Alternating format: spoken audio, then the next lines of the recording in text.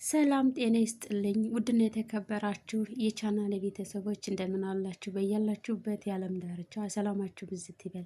ለቻናሌ አዲስ የሆናችሁ ቻናሌን ላይክ፣ ሼር፣ ሰብስክራይብ በማድረግ አበረታቱኝ። እንዲሁም ያላችሁን ሀሳብ አስተያየት ኮመንት ላይ ጻፉልኝ ስል በትህትና ጠይቃለሁ።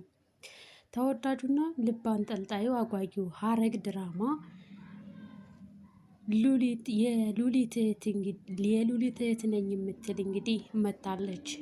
ፂም እንግዲህ ነገሩ ዱብዳ ሆኖባት በእውነት አንቺ የሉሊት እህቷ ነሽ ወይ ትላታለች። እሷም አዎ የሚል ቃል በአፏ ባይወጣም በምታሳያት የአይን እንቅስቃሴውና ሁኔታዋ የሉሊት እህት መሆኗን ለፂ ትነግራታለች።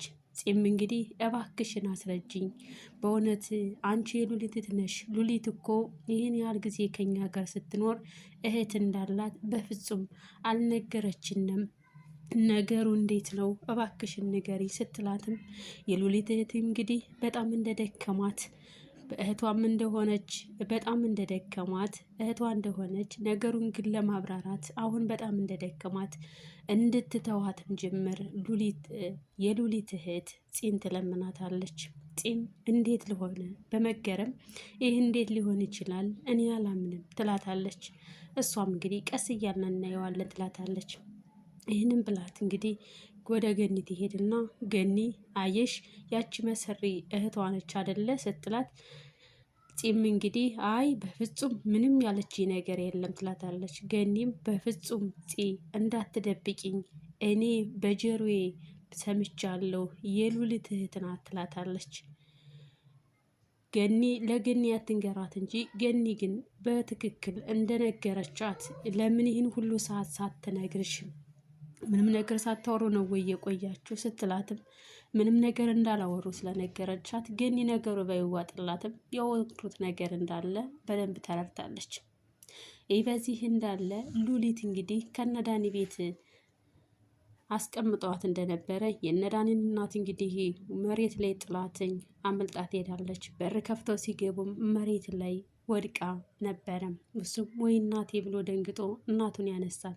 ያኛውም እንግዲህ መጥቶ ለሷ ላይ ይጮሃል። ለምን እንደዚህ ታደርጊያለሽ? ለምን አስመለጥሻት ብሎ ይዝትባታል። ዳኒም ጭራሽ እናቴ እንዲወድቃ እናቴ ላይ ትዝትባታለህ ወይ እንዴት እናገራታለህ ብሎ አንዳንድ ቃላቶችን ይነጋገራሉ።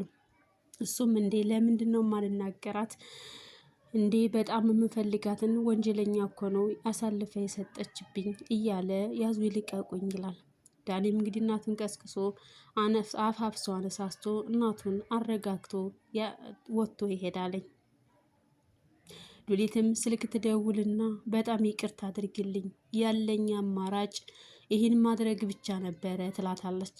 የነዳኒ እናትም ወይኔ ተጫወትሽብኝ፣ እኔ ላንቺ ብዬ እግዚአብሔርን ማገኘዋለሁ ብዬ በቤቴ ባስቀምጥሽ አንቺ ግን ገለሽኝ፣ በነፍስ የተወራርደሽ መሬት ላይ ጥለሽኝ ሄድሽ ብላ በጣም በመናደድ ሁለተኛም በስልኳ እንዳትደውልላት አስጠንቅቃት ስልኩን ትዘጋባታለች።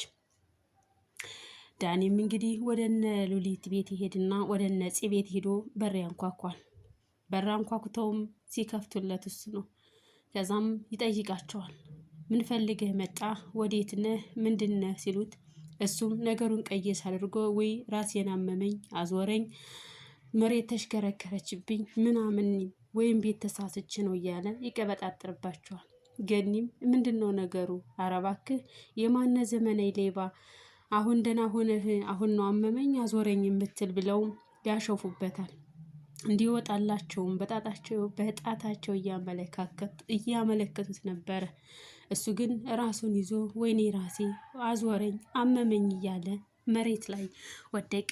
እነሱም እንግዲህ ወይ ይህማ ድራማ መሆን አለበት፣ ለማንኛውም እስኪ ዳጊን እንጥራው ብለው እኛም አንችለውም ብለው ዳጊን ይጠራሉ። እሱም እንግዲህ በዛው እንዳለ ዘበኝነት ይቀጠራል። በእነሱ ከነሱ በር ከፋች ምናምን ይሆናል። ሉሊት ወየም እንግዲህ ጡል እያለች በር ትንኳኳና ሲከፈት ይተያያሉ።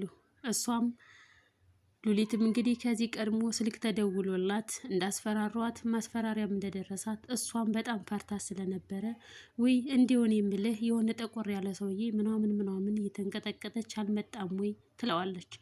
እሱም ኧረ እባክሽ እናቴን እንደዚህ አድርገሽ የመጣሽው አንቺ ነሽ ወይ ብሎ እንቅ አድርጎ ይዛታል። ሉሊትም እንግዲህ የድረሱልኝን ጥሪዋን እያሰማች በጣም እየጮኸች ነበረ ድራማው። ሉሊትም እየጮኸች ነበረ። ሉሊትም በሌላ በኩል ደግሞ ይህን ነገር ለዳጊ እንንገረው ወይስ አንንገረው እየተባባሉ እያለ ገኒ አይ እንነግረዋለን ስትል ዳጊ መስማት እንደሌለበት ከዚህ በፊትም እሱ ሌላ ወንጀል እንደፈጸመ እንደማላቅ እንዳይመስልሽ እሱ ነው እኮ እንደዚህ ያደረገ ትላታለች።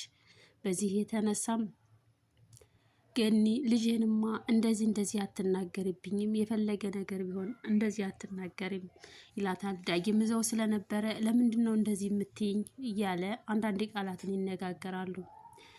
ገኒም ስትለው ዳጊም እንግዲህ እሱ ምን ነገር እንደሌለበት በአሁን ላይ ባላት ውሳኔዋ ለዳጊ ምንም ነገር እንደማትነግረው በፊት ስህተት እንደሰራ ለእናቱ ትነግራታለች። እናቱም እንግዲህ ለጄንማ እንደዚህ አትይም ብላ አንዳንድ ነገሮችን ትናገራለች። ዳጊም እንደዚህ አትበይ፣ ለምን እንደዚህ ትይኛለሽ እያላት ከዚህ በፊት ስላለው ነገር የማላቅ መሰለ ወይ ከዚህ በፊት የሰራው ስህተት አስታውስ ትለዋለች። አሁን ላይ ባለው ሁኔታ ሉሊት አጣብቂኝ ውስጥ ገብታለች።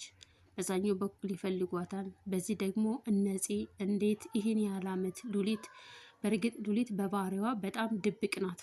ሁሉንም ነገር ከነሱ ስለምትደብቃቸው ይሄ ደግሞ ለነሱ በጣም ዱብዳ ነው የሆነባቸው። ሉሊት እህት እያላት እንዴት እህት የለኝም ዘመድ የለኝም፣ ከዚህ በፊት ቤት ራሱ ውጭ ሲሏተኝ እዚህ ቤት ወጥቼ የት ሄዳለሁ? እናት የለኝ አባት የለኝ ዘመድ የለኝም፣ ወዴትስ ነው የሚሄደው? ጎዳና ላይ ወድቃለሁ ወይ? ካለናንተ ማቀው ሰው የለም ስለምትላቸው የሉሊትን ድብቅነት አሁን ላይ እንዴት አድርገው አምኖ መቀበል እንዳለባቸው ግራ ተጋብተዋል። ገኒም ገይች እኮ መሰሪ የዋዛ አይደለችም፣ ልቧ ከኛ ጋር አይደለም እያሉም በሉሊት ጉዳይ እንግዲህ በጣም ተገርመዋለኝ። ለዛሬ የነበረኝን ይመስላለኝ። አበረታቱኝ ስል በትህትና እገልጣለሁ።